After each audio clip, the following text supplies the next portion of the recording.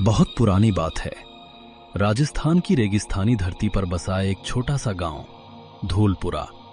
दिन में ये गांव एकदम शांत रहता था, पर जैसे ही सूरज ढलता पूरे गांव पर एक सन्नाटा छा जाता, क्योंकि हर रात गांव का सोना गायब हो जाता था। कोई नहीं जानता था कि ये चोरी इंसान कर रहा है या कोई भूतिया डाकू। अरे, आज फिर ठाकुर साहब के घर से सब गहने उड़ गए और किसी ने देखा भी नहीं कौन आया था। भाई, मैं तो रात को चौकीदारी कर रहा था, पर जैसे ही हवा चली मुझे लगा कोई परछाई मेरे पास से गुजरी। वो परछाई नहीं थी सुहान, वो वही था, भूतिया डाकू। लोगों ने कहा कि ये वही डाकू है जो 100 साल पहले इसी गांव में मारा गया था। कालिया डाकू, जिसके बारे में कहा जाता था कि उसने मरते समय कसम खाई थी, मैं हर रात लौटूंगा और अपना सोना वापस लूंगा। उसका नाम सुनते ही बच्चों के होठ सूख जाते हैं, बूढ़े लोग दरवाजे बंद कर लेते हैं और औरतें दिया बुझा देती हैं। पंडित जी, ये क्या हो रहा है?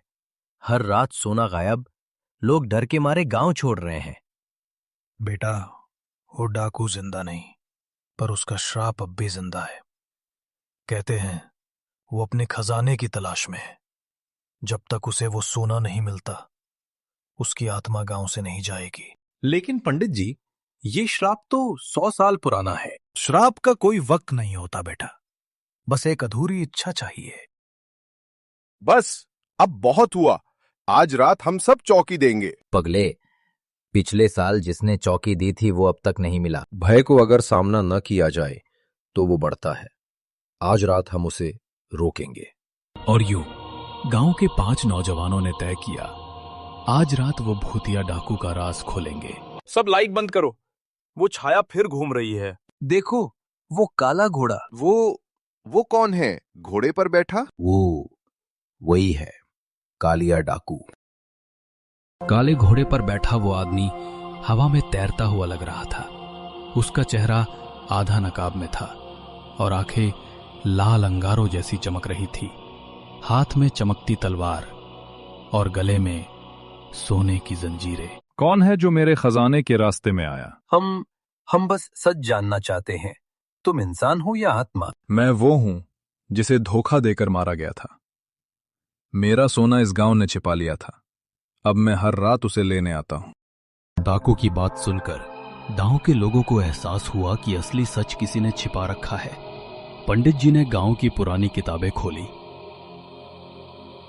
और सच्चाई सामने 100 साल पहले कालिया डाकू इस गांव में सोना बांटने आया था। वो डाकू नहीं, बल्कि गरीबों का मसीहा था।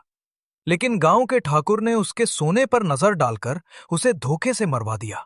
मतलब वो बदला लेने नहीं, अपना हक लेने आता है। अगर तेरे साथ अन्याय हुआ है तो तेरी आत्मा को शांति मिलेगी। हम वो सोना लौटा देंगे जो ठाकुर ने छिपाया था। अगर तुम सच कह रहे हो तो मेरा श्राप खत्म हो जाएगा।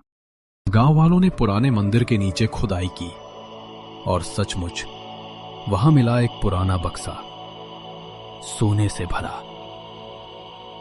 उसी क्षण आसमान में बिजली चमकी और डाकू की आत्मा धीरे धीरे गायब हो गई। सुबह जब गांव जागा तो पहली बार धूलपुरा में डर नहीं था। लोगों ने उस मंदिर को शांति स्थल नाम दिया और हर साल उस दिन पूजा होती है जिस दिन कालिया डाकू की आत्मा मुक्त हुई थी। अब तो डर नहीं लगता भाई, बस कहानी सुनते सुनते नींद आ जाती है। हाँ, लेकिन अगर फिर किसी रात सोना गायब हुआ तो समझ लेना वो वापस आ गया। अगर आपको भूतिया डाकू का खौफ कहानी पसंद आई हो तो वीडियो को लाइक, शेयर और सब्सक्राइब करना मत भूलिएगा।